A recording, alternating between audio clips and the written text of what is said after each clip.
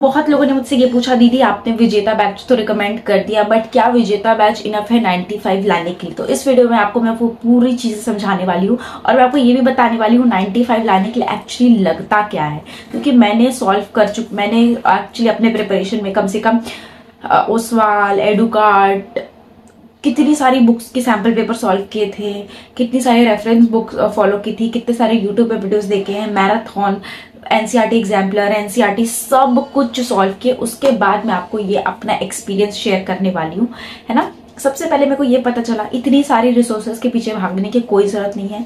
हमेशा प्रायोरिटी होनी चाहिए कि आपके कॉन्सेप्ट की क्लैरिटी हुई कि नहीं। उसके बाद सीबीएसई के जो भी मटेरियल है, सैम्पल पेपर वगैरह, सवाल बुक्स लेकर आया है set of 10 sample paper questions, जो आपको बहुत ज्यादा हेल्प करने वाली है अगर आपको अच्छी खासी प्रैक्टिस करना है और 95 तक स्कोर करना है।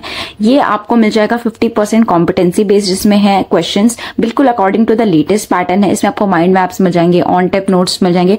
ये बोलूं तो ये ऑल इन वन बुक है। इसमें टॉपर्स आंसर शीट भी है ताकि आपको एक्चुअली पता चले कि टॉपर्स लिखते कैसे हैं और मार्किंग होती कैसी है। उसके बाद क्विक रिवीजन अगर आपको करना है, हर एक चैप्टर का टाइम ज्यादा नहीं बचा है, माइंड मैप्स आपका बहुत ज्यादा हेल्प कर सकती है।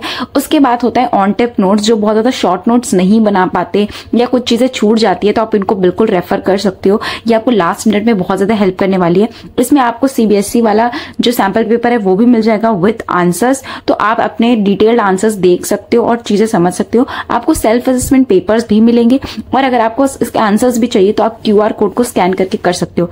सबसे अच्छी चीज मुझे लगी हाई स्कोरिंग चीट शीट जो इनकी है, तो आप बिल्कुल एक बार इस बुक को चेकआउट करो।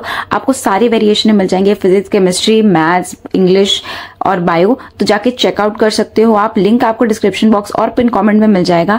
आप मेरा जो कोड है ग्रेड 10 यूज कर सकते हो। इसमें आपको जो भी लेटेस्ट डिस्काउंट अवेलेबल होंगे वेबसाइट पे वो सारे के सारे अवेलेबल हो जाएंगे। आपको कुछ चीजें समझा देती हूँ। आपको मैंने बोला कि आप विजेता बैच को अच्छे से फॉलो करो, तो अब बहुत लोगों को अभी भी कॉन्फिडेंस नहीं आ रहा, दीदी उसको पढ़ने से हमारे अच्छे मार्क्स आ जाएंगे कि नहीं, आप बता दो। तो देखो, आपने नहीं देखा होगा वीडियो, आप तभी ये क्वेश्चन कर रहे हो। जिसने भी वीडियो देखा है आपको पता है टीचर्स कितना एफर्ट पुट कर रहे हैं, कैसे कॉन्सेप्ट पढ़ा रहे हैं, कितने क्वेश्चंस करा रहे हैं, कितने सारे प्रीवियस ईयर क्वेश्चन करा रहे हैं, कितना जैसे कॉन्सेप्ट डिलीवर कर रहे हैं। और मैं आपको बता देती हूँ कि क्वेश्चंस अनलिमिटेड बन सकते हैं। अगर आपने डुअल नेचर पढ़ा है, आपको पता होगा कि उसमें ग्राफ है, उसमें फोटो इलेक्ट्रिक इफेक्ट है, डी ब्रॉगली हाइपोथेसिस है, इतनी सारी चीजें हैं। पर क्या आपको वो सब एक एक चीजें पता है? क्या सिर्फ आपने ऊपर ऊपर से रट ली है? टीचर्स ने हर एक ग्राफ बताया है कि एनोड पोटेंशियल इधर जाता है, नेगेटिव होता है, पॉजिटिव होता है तो क्या होता है, डायरेक्टली प्रोपोर्शनल का ग्राफ कैसे होता है, इनवर्सली का क्या होता है, एक्स एक्सिस में क्या है, वाई एक्सिस में क्या है। यही सारे क्वेश्चंस आपको घुमा घुमा के एमसीक्यू में आते हैं। अच्छा, एमसीक्यू में ग्राफ दे देगा, फिर आपको बोलेगा एक्स एक्सिस में क्या था ये बताओ। तो अगर आपने सिर्फ से रट लिया, रहे तो ग्राफ है, छोड़ देते, समझ में आ गया हमको, ऐसे ऊपर ऊपर से खुद से बैठ के आपने समझा नहीं है, तो आप ये क्वेश्चंस नहीं कर पाओगे।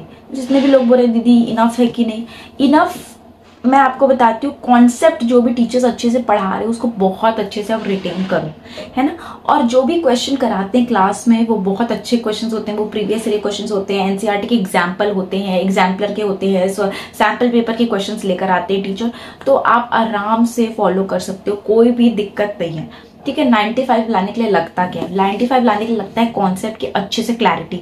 क्लास में जो भी पढ़ा रहे हैं मेरे को एक एक चीज समझ में आ रही है ना। टाइम दे रहे हैं, अगर नहीं समझ में आ रही है रोक रोक के, ऐसे नहीं है कि बस हम सुन रहे हैं पता नहीं क्या बोल रहे हैं, थ्योरी है चल रही है, ऑर्गेनिक है, मैम मुनीम रिएक्शन लिखाई जा रही है, बताई जा रही है, ऐसा होता है प्रोसीजर, वैसे होता है।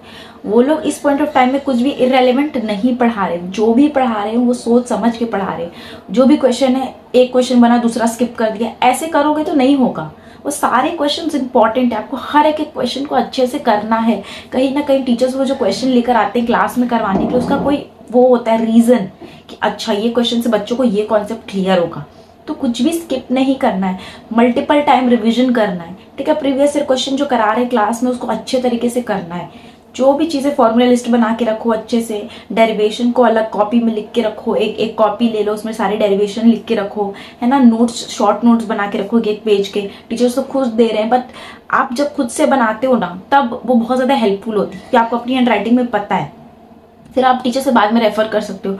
वीक टॉपिक आपको लगता है उसकी एक लिस्ट बना लो। अच्छा, मैंने फोटो इलेक्ट्रिक इफेक्ट पढ़ लिया, बट ना मेरे को लगता है एग्जाम से पहले मेरे को पक्का इसको एक बार रिवाइज करना पड़ेगा। तो मैंने अपने एक वो बनाई थी शीट, उसमें मैंने ऐसे लिखा था हार्ड टॉपिक्स और topics to be revised again. तो वहां पे मैंने लिख दिया फोटो इलेक्ट्रिक इफेक्ट। तो मेरे को पता है यार इसको तो मेरे को एग्जाम से पहले एक बार रिवाइज करना ही करना है। वो पता है क्या होता है, आप कहीं से भी पढ़ लो, मुनील सर से पढ़ लो, अरविंद सर से पढ़ लो, अभिषेक साहू सर से पढ़ लो, आप राधिका क्लासेस से पढ़ लो, फिजिक्स के लिए स्पेशली बात करूँ क्योंकि फिजिक्स के लिए बहुत ज्यादा टेंस्ड हो, मैथ्स के लिए आप कहीं से भी पढ़ लो, रोहित सर से पढ़ लो, वेदांतु अनअकैडमी, पीडब्ल्यू, कहीं से भी। मेन चीज होती है क्या आपने जो भी चीजें समझाई है उसको सिर्फ रट ली है या फिर अपने अंदर कोर में उतारा है कि नहीं ये क्वेश्चन है तो मैंने इस चीजों इससे कुछ इम्बाइब किया है। अगर क्वेश्चन थोड़ा सा अलग आ गया तो क्या मैं बना लूंगी। कभी भी क्वेश्चन बिल्कुल डिट्टो सेम नहीं आ सकता, 1 2 4 की पॉसिबिलिटी होती है, उसमें कोई दिक्कत नहीं है ना। बट एकदम आप बोलते हो दीदी इतना करने से हो जाएगा, आप किस तरीके से पढ़ रहे हो उस पर डिपेंड करता है कि आपका 90 आ सकता है कि नहीं।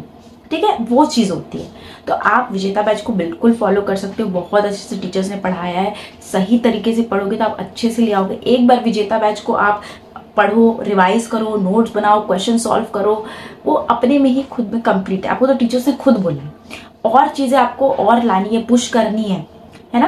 थोड़ा 90 तक मान लो विजेता बैच को करके आ रहा है तो 95 तक जाना है, तो आपको क्या करना पड़ेगा, प्रीवियस ईयर क्वेश्चन को जाके एक बार 10 साल के देख लो। क्लास में तो ऑलरेडी टीचर ने करा दिया है, आपके तो कॉन्सेप्ट ऑलरेडी क्लियर है ना। आप हर एक क्वेश्चन को सॉल्व नहीं कर पा रहे पर माइंड में पता चल जाता है अरे ये तो ऐसे होगा, फटाक सोल्यूशन देख लिया, हाँ ये तो ऐसा ही हुआ। कुछ चीजें माइंड में भी सॉल्व कर सकते क्योंकि हमने विजेता बैच में तो बहुत पावर लगा के चीजें कर ली है। 10 साल के क्वेश्चन गए टिक टिक टिक टिक करते हैं, फर्स्ट हो गया, सेकंड हो गया, थर्ड हो गया, फोर्थ हो गया, ये तो क्लास में कराया। आपको खुद लगेगा अरे तो फॉर्मूला बेस्ड है, अरे तो टीचर ने बताया था, ये तो रिपीटेड है, अरे ये तो एनसीईआरटी में, आप आराम से कर लोगे। आप इसको एक अलग ट्रीट मत करो। पर हाँ, आप अगर विजेता बैच को अच्छे से कर रहे हो उसके बाद मैं आपको बोलूंगी एक बार अगर आपको सच्ची में 95 तक लाना है तो आपको 10 ईयर्स के अच्छे तरीके से देखने ही पड़ेंगे क्वेश्चन।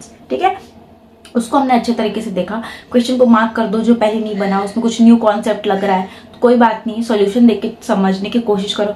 देख लो यार कि कहीं दुनिया की कोई भी बैच से पढ़ लो, इतने कम टाइम में सब चीज पॉसिबल नहीं है कवर करना। तो आप थोड़ा सा समझो, और अगर 1 2 कॉन्सेप्ट छूट जाता है कोई बात नहीं, क्वेश्चन से सॉल्यूशन देख के समझने की कोशिश करो।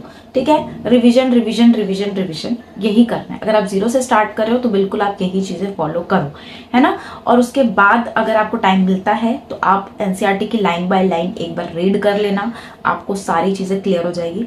और 2024 के सारे सेट्स जो होते हैं ना उसको आप कंप्लीट कर लेना, पूरे सॉल्व कर लेना अच्छे तरीके से। आपको आइडिया लग जाएगा कि 2024 का पेपर कैसे आया था, जो मैंने पढ़ा वो मैं इम्प्लीमेंट कर पा रहा हूँ कि नहीं। आपको फिर एक लिंक बैठ जाएगा, अच्छा मैंने को क्लास में तो ऐसा ही पढ़ाया गया था, अब मैं क्वेश्चन में अप्लाई करके देख रहा हूँ तो अब मेरे को समझ में आ रहा है। क्वेश्चन जो लोग बोलते हैं दीदी मैंने कॉन्सेप्ट पढ़ लिया क्वेश्चन नहीं लगाए, वो तो नहीं होने वाला। अगर आपके कॉन्सेप्ट थोड़ी ना आपको ऐसी पूछ देगा, आपको क्वेश्चन के थ्रू ही पूछेगा ना कि आपको कॉन्सेप्ट क्लैरिटी है कि नहीं। तो इसलिए हमेशा क्वेश्चन प्रैक्टिस करके जाना है। एक बार आपने 2024 के सारे सेट्स कर लिए उसके बाद आपको करना चाहिए सैम्पल पेपर। सैम्पल पेपर आप जो गैप मिलेगा उसमें भी कर सकते हो, ठीक है, कोई दिक्कत नहीं है। बट एकदम ऐसे मत, बस यही मत सबसे वैलिडेशन ही लेते मत भागो कि दीदी ये कर लेंगे तो आ सकता है क्या, वो कर लेंगे तो आ सकता है। कोई भी कोर्स करो जेन्युइनली उसको बहुत अच्छे से करो और पूरा फोकस देके करो, और जिस तरीके से मैंने बताया कि उसमें एफर्ट डालो, उसमें अपने आप को समझाओ मेरे को कॉन्सेप्ट क्लियर होना चाहिए, ग्राफ क्लियर होना चाहिए, डेरिवेशन क्लियर होने चाहिए, क्लास में जो भी क्वेश्चन करा रहे हैं वो मेरे को क्लियर होने चाहिए, तभी मेरा 95 आएगा। ऐसे ऊपर ऊपर से पढ़ लूंगा बस कथा जैसे मैंने सुन लिया, उसमें नहीं होने वाला, चाहे आप दुनिया का कोई भी कोर्स खरीद लो। ठीक है, तो ये वीडियो किसी को डिमोटिवेट करने के लिए नहीं था, बस ये आपको रियलिटी चेक देने के लिए था। ठीक है, and all the very best, अच्छे से पढ़ाई करो, एंड कोई भी क्वेश्चन है तो डू लेट मी नो।